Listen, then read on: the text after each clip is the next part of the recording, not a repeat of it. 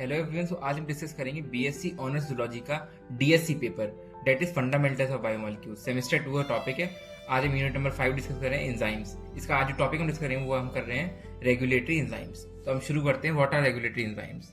Regulatory enzymes क्या होते हैं? रेगुलेटरी एंजाइम्स, ठीक है। तो इसमें मेटाबॉलिक जो प्रोसेस होती हैं, मेटाबॉलिक पाथवेज जो होती हैं, जितनी भी होती हैं, जैसे हमने ग्लाइकोलाइसिस, क्रैब साइकिल और भी हैं, and many more, pentose phosphate pathway, बहुत सारी होती हैं। तो हम यहाँ एक हाइपोथेटिकल पाथवे ले रहे हैं। ए से बी बना, बी से सी बना, सी से डी बन गया, ठीक है। तो ये यहाँ एक एंजाइम E1 है, ठीक है।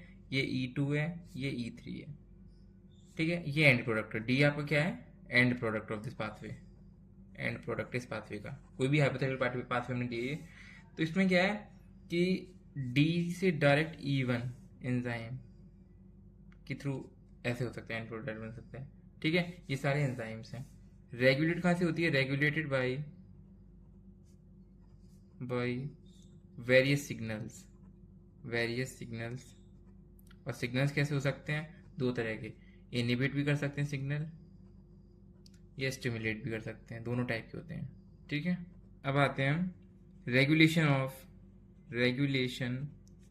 एंजाइम्स, ठीक है। एंजाइम्स, एंजाइम की रेगुलेशन किस टाइप से होती है? तो बेसिकली दो तरह से होती है। एक होती है बाई रिवर्सिबल नॉन कोवेलेंट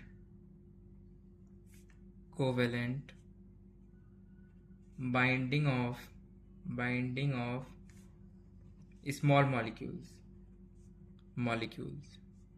हाँ, तो ये एक तरह से रेगुलेशन हो सकती है by reversible non covalent binding of small molecules. इसको बोलते हैं एलोस्टेरिक मॉड्यूलेटर्स या एलोस्टेरिक इफेक्टर्स, ठीक है। अभी हम आगे डिस्कस करेंगे कि एलोस्टेरिक एंजाइम्स क्या होते हैं, वो आगे हम डिस्कस करेंगे, ठीक है। ये टर्म आगे हम डिस्कस करेंगे, टर्मिनोलॉजी। और दूसरी तरह से कैसी होती है रेगुलेशन? बाई इरिवर्सिबल या रिवर्सिबल कोवेलेंट मॉडिफिकेशंस, ठीक है। नाउ अब हम आते हैं एलोस्टेरिक एंजाइम्स। एलोस्टेरिक एंजाइम्स क्या होते हैं? ये होते हैं नॉन कोवेलेंट बाइंडिंग होती है, binding of small molecules in enzymes में, ठीक है। दो तरह के होते हैं ये, होमोट्रॉपिक एंड हेटेरोट्रॉपिक, ठीक है। अब इनके अंदर क्या क्या पॉइंटर्स आ जाएंगे? जैसे मॉड्यूलेटर इज द सबस्ट्रेट। यहाँ जो मॉड्यूलेटर होता है वही सबस्ट्रेट होता है होमोट्रॉपिक एलोस्टेरिक एंजाइम में, ठीक है। यहाँ क्या होता है? Modulator is different from substrate. अलग अलग होते हैं, मॉड्यूलेटर अलग होता है और सबस्ट्रेट अलग होता है, डिफरेंट फ्रॉम सबस्ट्रेट, ठीक है। Second point. दूसरा पॉइंट क्या है? मॉड्यूलेटर साइट होती है वही होती है एक्टिव साइट, दोनों सेम होती हैं। और इसमें हेटेरोट्रॉपिक में होता है सेम सेपरेट बाइंडिंग साइट होती है फॉर मॉड्यूलेटर एंड सबस्ट्रेट, ठीक है। तो दो तरह की सेपरेट बाइंडिंग साइट होती है, एक को बोलते हैं हम एक्टिव साइट, दूसरी को बोलते हैं मॉड्यूलेटर साइट। ये for the binding of modulator, ये for the binding of substrate. यहाँ क्या होता है? सबस्ट्रेट बाइंड करता है, यहाँ क्या होता है? मॉड्यूलेटर बाइंड करता है, ठीक है।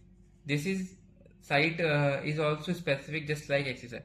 ये भी स्पेसिफिक इन नेचर होती है, जैसे एक्टिव साइट स्पेसिफिक होती है, मतलब कोई भी रैंडम सबस्ट्रेट बाइंड नहीं कर सकता, जिस सबस्ट्रेट के लिए एक्टिव साइट है वही सबस्ट्रेट बाइंड कर सकता है। इसी तरीके जो मॉड्यूलेटर साइट होती है वो भी स्पेसिफिक होती है, रैंडम कोई भी मॉड्यूलेटर बाइंड नहीं कर सकता, जो मॉड्यूलेटर की साइट है वही मॉड्यूलेटर बाइंड कर सकता है। तो ये भी स्पेसिफिक इन नेचर होती है एज एक्टिव साइट, जैसे एक्टिव साइट होती है, ठीक है। इसमें हम एग्जाम्पल क्या ले सकते हैं एलोस्टेरिक एंजाइम में? एग्जाम्पल हो सकता है हमारा ATPase, ठीक है। इसकी फुल फॉर्म है आपकी एस्पार्टेट ट्रांस कार्बोक्सिलेज,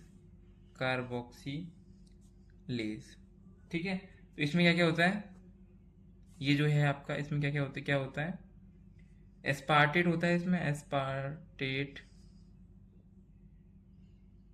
ये अमीनो एसिड आपका, प्लस कार्बोमाइल, कार्बामोइल फॉस्फेट होता है, फॉस्फेट। ठीक है, तो ये आपका होता है इसके अंदर। ठीक है, तो एटीकेस क्या करता है, कैटलाइज करता है, कैटलाइजेस the initial steps for synthesis of pyrimidine nucleotides, pyrimidine nucleotides। तो ये इस एंजाइम का फंक्शन है एटीकेस का। एटीकेस का फुल फॉर्म होता है एस्पार्टेट कार्बोक्सिलेज, किस किस से बनता है, एस्पार्टेट और कार्बामोइल फॉस्फेट से। ठीक है, क्लियर। अब डाल दीजिए, वो हेडिंग डाल दीजिए, नोट, ये all regulatory enzymes are large। ठीक है, मल्टीपल सब यूनिट्स होती हैं, मल्टीपल सब यूनिट होती हैं। फॉर एग्जांपल एक जैसे रेगुलेटरी एंजाइम है तो उसकी मल्टीपल सब यूनिट होती हैं, regulatory sub unit, catalytic sub unit. मल्टीटी जो रेगुलेटरी सब यूनिट है वो एसोसिएट होती है आपकी मॉड्यूलेटर साइट के साथ, और जो कैटालिटिक सब यूनिट होती है वो आपकी एसोसिएटेड होती है एक्टिव साइट के साथ। क्लियर। अब जो हमने एग्जाम्पल लिया था एटी केस का, उसको यहाँ इस पे अप्लाई करके देख लेते हैं। एटी केस है, इसकी 12 सब यूनिट्स होती हैं, 12 सब यूनिट्स होती हैं, जिसमें कि आपकी जो 6 होती हैं वो कैटालिटिक होती हैं, 6 होती हैं आपकी रेगुलेटरी। 6 यूनिट आपकी कैटालिटिक होती हैं और 6 यूनिट आपकी होती हैं रेगुलेटरी। ठीक है, तो मॉड्यूलेटर की ऐसा क्या होता है, मॉड्यूलेटर्स ये दोनों तरह के हो सकते हैं।